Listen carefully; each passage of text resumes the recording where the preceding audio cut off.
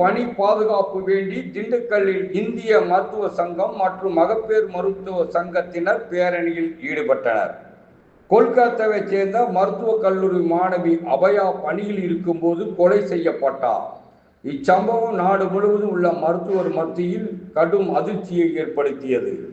இதனைத் தொடர்ந்து இந்திய மருத்துவ சங்கத்தினர் பணியில் இருக்கும் மருத்துவர்களுக்கு பணி பாதுகாப்பு மற்றும் உயிர் பாதுகாப்பு வேண்டி பல்வேறு கட்ட போராட்டங்களில் நடத்தியதில் மத்திய அரசு இதற்கென தனி சட்டம் இயற்றியது. இதற்கிடையே கொல்கத்தாவில் உயிரிழந்த மருத்துவர் அபயா நினைவாக வருடந்தோறும் ஆகஸ்ட் 9ஆம் தேதி நினைவு தினம் அனுசரிக்கப்பட்டு வருகிறது. இன்று இந்திய மருத்துவ சங்கம் திண்டுக்கல் கிளை மற்றும் திண்டுக்கல் மகப்பேறு மருத்துவ சங்கத்தினர் திண்டுக்கல் அரசு மருத்துவக் கல்லூரி மருத்துவமனை முன்பிருந்து தமிழ்நாடு மகப்பேறு மற்றும் மகளிர் நோய் மருத்துவ சங்கத்தின் மாநில தலைவர் டாக்டர் அமலாதேவி தலைமையில் பேரணி நடைபெற்றது.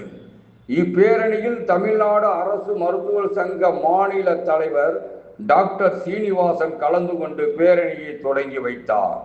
பேரணியானது திருச்சி சாலை கல்லறை தோட்டம் வரை சென்று மீண்டும் அரசு மருத்துவமனையை வந்தடைந்தது.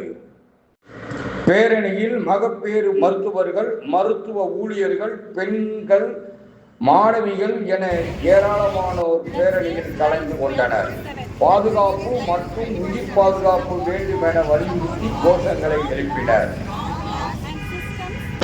சமீப காலமாக தமிழ்நாட்டில் மட்டுமல்ல, அகில இந்தியாவிலும் மருத்துவர்களுக்கு எதிரான செயல்பாடுகள் மிக வருத்தத்தை அளிக்கிறது.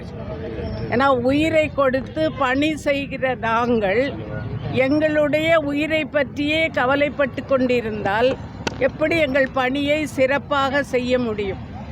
அடிதடிகள், மருத்துவரை மருத்துவமனையிலேயே நோயாளிகளின் முன்னிலேயே தாக்குகின்ற சமீபத்திலே நடந்த நிகழ்வு மும்பையிலே நடந்திருக்கிறது. மிகவும் அதை வன்மையாக நாங்கள் கண்டிக்கிறோம். அடுத்ததாக, யாருக்கும் இன்று இந்த பணியிடங்களிலே பாதுகாப்பு இல்லை. குறிப்பாக பெண் மருத்துவர்களுக்கும், பெண் செவிலியர்களுக்கும், பெண் துணை பணியாளர்களுக்கும் பாதுகாப்பு இல்லை. ஸோ எங்களுக்கான முழுமையான பாதுகாப்பு அரசு மருத்துவமனையோ தனியார் மருத்துவமனைகளையோ எங்கே பணி செய்கிறோமோ அங்கே பாதுகாப்பு வேண்டும். எங்களுக்கு உரிய கண்ணியமான முறையிலே நாங்கள் பணி செய்வதற்கு வாய்ப்புகள் தரப்பட வேண்டும். எங்களுடைய மரியாதைகளும் மாண்பும் காக்கப்பட வேண்டும். என இந்த தொழில் மிக புனிதமான தொழில். மக்கள் கடவுளுக்கு அடுத்தபடியாக மருத்துவர்களை வைத்து மதிப்பு செய்த காலம் போய் இன்று ஏதாவது ஒரு சின்ன அசம்பாவிதம் நடந்தாலும் கூட அவர்கள் மிக அதிக அளவிலே அதை மிக பூதகரமாக ஆக்கி பணம் பறிக்கிற நோக்கிலே எல்லோரும் அல்ல, சில நோயாளிகள் அல்லது நோயாளிக்குடைய உறவினர்கள் இதில் மிக அதிகமான அளவிலே தலையிட்டு வன்முறையிலே இறங்குகிறார்கள்.